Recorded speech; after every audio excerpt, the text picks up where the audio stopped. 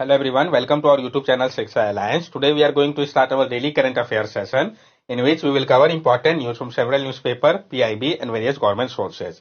So let's begin our session. Our first topic is IOC amend the Olympic Charter to strengthen its human right commitment. IOC ने amend कर दिया Olympic charter को ताकि वो मजबूत कर सके अपने ह्यूमन राइट कमिटमेंट को। तो जानेंगे इसके बारे में हम। इंटरनेशनल ओलंपिक कमेटी आईओसी ने अमेंड किया अपने ओलंपिक चार्टर को ताकि वो स्ट्रेंथन कर सके अपने ह्यूमन राइट कमिटमेंट को अपने 141st सेशन के दौरान। ये जो चेंज है ये इंक्लूड करता है एडिशनल वर्डिंग को फंडामेंटल प्रिंसिपल ऑफ ओलंपिक्स में। इसका मकसद है प्रमोट करना और रेस्पेक्ट करना ह्यूमन राइट को अलग अलग जो 3 स्फीयर एक्टिविटी के, जैसे कि आपका organisation, owner of Olympic game और लीडर ऑफ ओलंपिक मूवमेंट के लिए।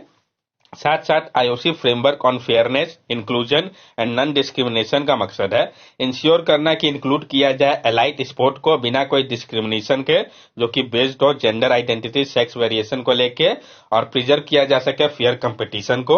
अब हम आईओसी के बारे में जान ले।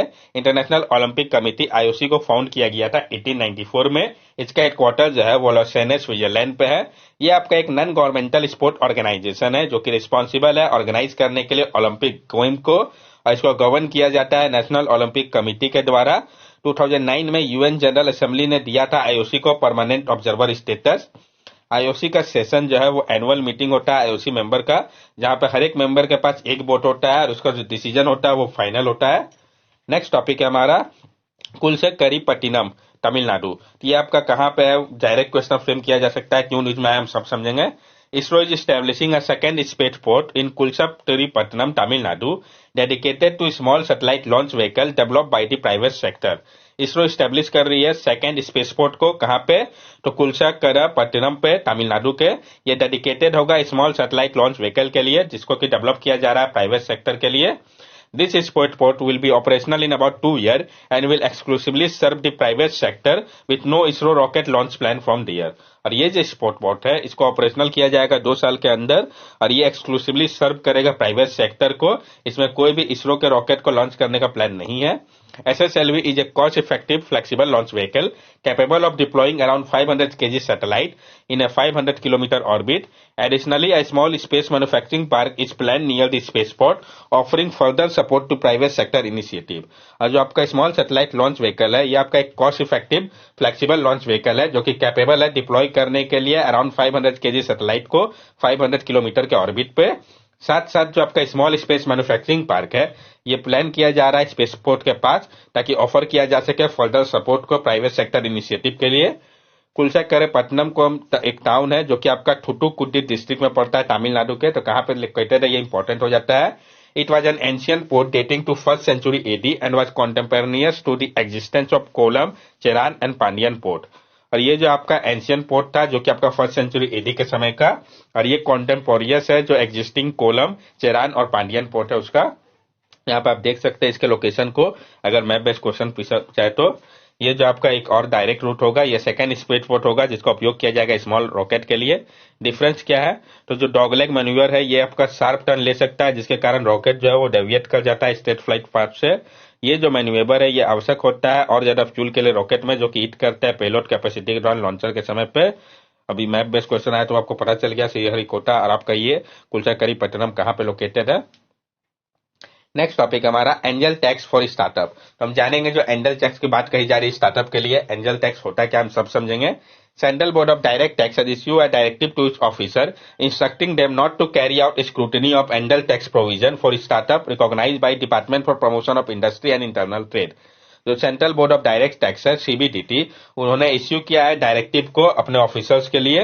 उन्होंने इंस्ट्रक्ट किया है उनको कि वो कैरी नहीं करे कोई भी स्क्रूटिनी को एंजल टैक्स प्रोविजन का स्टार्टअप के लिए, जिनको कि रिकॉग्नाइज किया गया है department for promotion of industry and internal trade के द्वारा। The directive come in response to concern raise by startup regarding scrutiny notice for angel tax. ये जो डायरेक्टिव है वो आया है रिस्पॉन्स में जो कंसर्न रेज किया गया था स्टार्टअप के द्वारा स्क्रूटिनी को लेके, जो नोटिस उनके पास आया था एंजल टैक्स को लेके। CBDT directive outlined 2 scenarios for recognized startup company. CBDT का जो डायरेक्टिव है ये आउटलाइन करता है दो सिनेरियो को रिकॉग्नाइज स्टार्टअप कंपनी के लिए। तो दोनों सिनेरियो को हम जानेंगे। First, if the case is selected under scrutiny solely for the applicability of section 56 clause 2 clause 7B of the Income Tax Act, no verification is required during the assessment proceeding and the contention of the recognized startup on the issue will be accepted। पहला तो अगर case को select किया गया है scrutiny के लिए पूरी तरीके से अगर एप्लीकेबिलिटी होगा सेक्शन 56 क्लॉज 2 क्लॉज 7B के अंतर्गत इनकम टैक्स एक्ट का, तो कोई भी वेरिफिकेशन की आवश्यकता नहीं होगी असेसमेंट प्रोसीडिंग के लिए। और जो कंटेंशन होगा रिकॉग्नाइज स्टार्टअप का इश्यू के लिए उसको एक्सेप्ट किया जाएगा। सेकंड, अगर केस को सिलेक्ट किया जा रहा है under scrutiny for multiple issue जिसमें कि इंक्लूडेड है section 56 clause 2 clause 7B income tax act का, तो इश्यू जो है उसको नहीं परस्यू किया जाएगा असेसमेंट प्रोसीडिंग के दौरान। एंजल टैक्स के बारे में हम जान लें।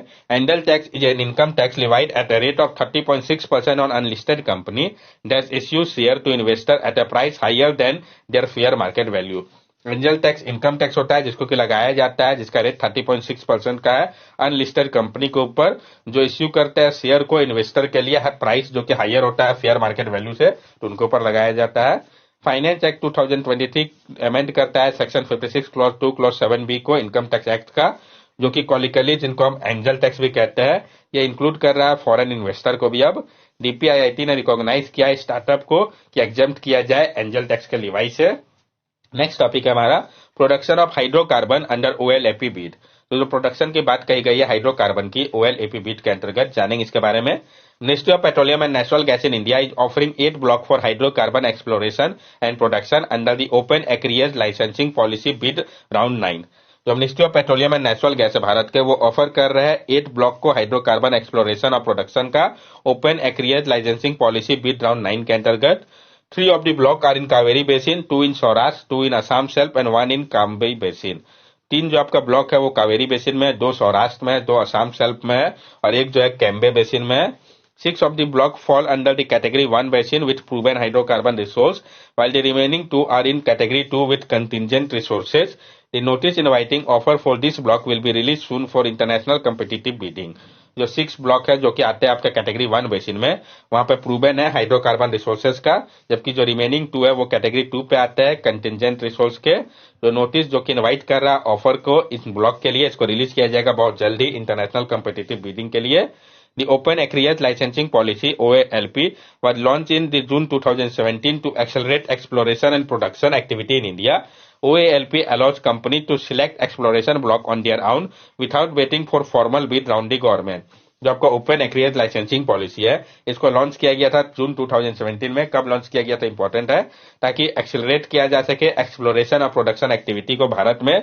ओएएलपी जो है अलाउ करता है कंपनी को कि वो सिलेक्ट करे एक्सप्लोरेशन ब्लॉक को खुद से बिना इंतजार किए हुए फॉर्मल बिड राउंड का गवर्नमेंट के द्वारा। नेक्स्ट टॉपिक हमारा self declaration of freedom from avian influenza. PIB के लिए इंपॉर्टेंट हो जाता है, तो जानेंगे हम सेल्फ डिक्लेरेशन की जो बात कही गई है फ्रॉम एवियन इन्फ्लुएंजा इसके बारे में। World Organization for Animal Health (WOHA) has approved India's self-declaration of freedom from highly pathogenic avian influenza in specific poultry compartment। जो आपका world organisation for animal health है WOHA, उसने अप्रूव कर दिया है भारत के सेल्फ डिक्लेरेशन ऑफ फ्रीडम को highly pathogenic avian influenza के लिए स्पेसिफिक पोल्ट्री कंपार्टमेंट में। This is significant development for India's poultry industry and reflect the country commitment to maintaining high animal health and biosecurity standard। ये महत्वपूर्ण हो जाता है, development है भारत के पोल्ट्री इंडस्ट्री के लिए, क्योंकि ये दर्शाता है कंट्री के कमिटमेंट को कि वो मेंटेन कर रहा है हाई एनिमल हेल्थ और बायोसिक्योरिटी स्टैंडर्ड को।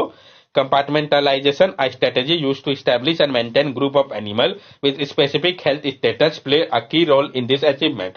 और जो कंपार्टमेंटलाइजेशन है जो कि एक स्ट्रेटेजी है जिसको उपयोग किया जाता है इस्टेब्लिश करने के लिए और मेंटेन करने के लिए ग्रुप ऑफ एनिमल को स्पेसिफिक हेल्थ स्टेटस जिनका है, ये प्ले कर रहा है एक इंपॉर्टेंट रोल को इसको अचीव करने के लिए।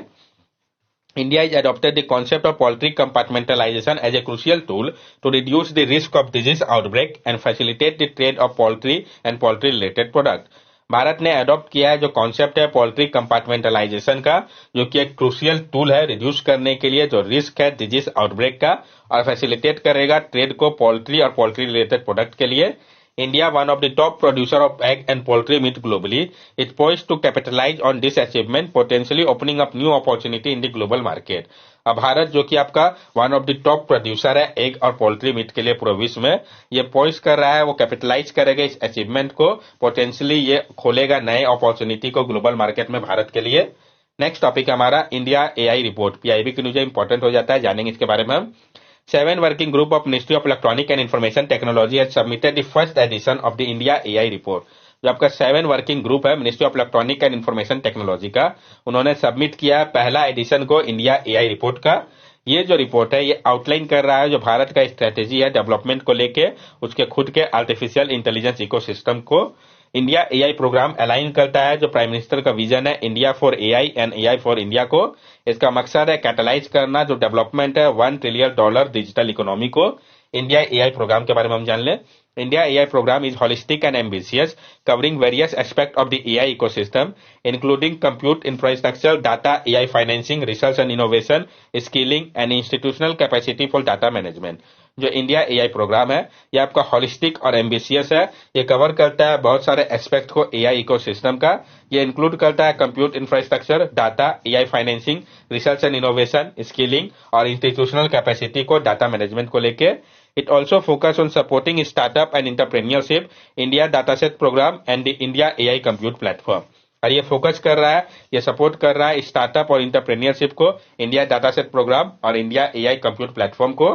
The report detail the operational aspect of establishing Center of Excellence and outline an institutional framework for governing data collection, management, processing and storage. और ये जो रिपोर्ट का डिटेल है ऑपरेशनल एस्पेक्ट को लेके जो कि स्टैब्लिश कर रहा है सेंटर ऑफ एक्सीलेंस को, और ये आउटलाइन कर रहा है जो इंस्टीट्यूशनल फ्रेमवर्क है जो गवर्न करता है डाटा कलेक्शन, मैनेजमेंट, प्रोसेसिंग और स्टोरेज को। ये इंक्लूड करता है जो रिकमेंडेशन है लेवरेजिंग को लेकर भारत के डेमोग्राफिक डिवीजन को, और इनहेंस करता है एआई स्किल को, स्ट्रेंथन करता है एआई कंप्यूट इंफ्रास्ट्रक्चर को पब्लिक प्राइवेट पार्टनरशिप के माध्यम से, और इंप्लीमेंट कर रहा है एक design link incentive DLI scheme को जो कि सपोर्ट करेगा डोमेस्टिक कंपनी और स्टार्टअप को। नेक्स्ट टॉपिक है inclusion of traditional medicine on WHO list. तो हम जानेंगे जो इंक्लूजन की बात कही गई है ट्रेडिशनल मेडिसिन का डब्ल्यूएचओ के लिस्ट में, इसके बारे में। इंडियन गवर्नमेंट जो है वो पुश कर रहा है कि इंक्लूड किया जाए आयुर्वेद और रिलेटेड ट्रेडिशनल मेडिसिन सिस्टम को, जो 11th रिवीजन है world health organisation international classification of disease का, जो कि सेकेंड मॉड्यूल है supplementary chapter on traditional medicine condition का। इस मूव का मकसद है कि प्रोवाइड किया जाए ट्रेडिशनल सिस्टम को एक स्टैंडर्डाइज लैंग्वेज में ग्लोबल रिकॉग्निशन और इंटीग्रेशन के लिए। जो आईसीडी है ये सर्व करता है कॉमन लैंग्वेज के रूप में हेल्थ केयर प्रोफेशनल के लिए पूरे विश्व में, और ये अलो करता है उनको कि वो शेयर करें स्टैंडर्डाइज इंफॉर्मेशन को। आईसीडी 11 प्रीवियसली इंक्लूड करता है मॉड्यूल 1 को ट्रेडिशनल मेडिसिन का, जो कि ओरिजिनेट करता है चाइना से। जो इंक्लूड करने की बात कही गई है आयुर्वेद और रिलेटेड सिस्टम को मॉड्यूल 2 पे, ये अलो करेगा और ज्यादा कम्प्रिहेंसिव अप्रोच को, जो कि रिपोर्ट करेगा एडवर्स इवेंट को और इंटीग्रेट करेगा ट्रेडिशनल मेडिसिन को इंश्योरेंस और रीइंबर्समेंट सिस्टम के लिए, जो कि आपका जो डब्ल्यूएचओ का गोल है यूनिवर्सल हेल्थ कवरेज का, उसी का लाइन पे होगा। नेक्स्ट टॉपिक हमारा Parvati Kund and Jageshwar temple, Kumaon region, Uttarakhand. ये कहां पे लोकेटेड है, डायरेक्ट क्वेश्चन बन सकता है। पार्वती कुंड एंड जागेश्वर टेम्पल, जानेंगे इसके बारे में हम। प्राइम मिनिस्टर नरेंद्र मोदी ने इनकरेज किया पीपल को कि वो विजिट करे पार्वती कुंड और जागेश्वर टेम्पल को, जो कि आपका कुमाऊं रीजन में पड़ता है उत्तराखंड के। फोकस है उनका नेचुरल ब्यूटी और स्पिरिचुअल सिग्निफिकेंस के ऊपर। जागेश्वर जो कि आपका एक हिंदू पिलग्रिमेज टाउन है, जो कि आपका अल्मोड़ा डिस्ट्रिक्ट में पड़ता है, कुमाऊं रीजन उत्तराखंड पे। इसको जाना जाता है जो ग्रुप है 125 एंशियंट टेम्पल का इस कारण, जो कि आपका 7th से 14th सेंचुरी पुराना है। प्राइमरली इसको कंस्ट्रक्ट किया गया था और रिस्टोर किया गया था काट्यूरी डायनेस्टी के किंग के द्वारा। ये जो टेम्पल है ये डेडिकेटेड है बहुत सारे डिटी के लिए, जिसमें बहुत सारे ऑनर करते हैं लॉर्ड शिवा को। जो आपका स्कंद पुराण और लिंग पुराण है उसके अनुसार जो वर्शिप है लॉर्ड शिवा का वो ओरिजिनेट हुआ था जागेश्वर में ही, जो कि इसको एक सिग्निफिकेंट रिलीजियस साइट भी बनाता है। साथ साथ ये जो एरिया है वो हब है आपका लोकुसिया सेविज्म का, जो कि एक रिवाइवलिस्ट सेक्ट है जो कि रिवर्क करता है लॉर्ड शिवा को। ये होस्ट करता है रिलीजियस फेस्टिवल को, जैसे कि जागेश्वर मानसून फेस्टिवल हो गया, महाशिवरात्रि मेला हो गया। ये टेम्पल जो है ये दर्शाता है जो मिक्स है नॉर्थ इंडियन नगारा और south central Indian architectural style को। पार्वती कुंड के बारे में भी हम जान ले। पार्वती कुंड आपका लोकेटेड है एलिवेशन में अबाउट 5338 फीट के। ये माना जाता है कि ये प्लेस है जहां पे लॉर्ड शिवा और गॉडेस पार्वती ने मेडिटेट किया था। That's all for daily current affair session. अगर आपको हमारी वीडियो अच्छी लगी हो तो हमारे चैनल सब्सक्राइब करें, हमारे वीडियो को लाइक करें और ज्यादा से ज्यादा शेयर करें। These are our social media link. From here also you can stay connected with us and give us your valuable feedback. Thank you and have a nice day.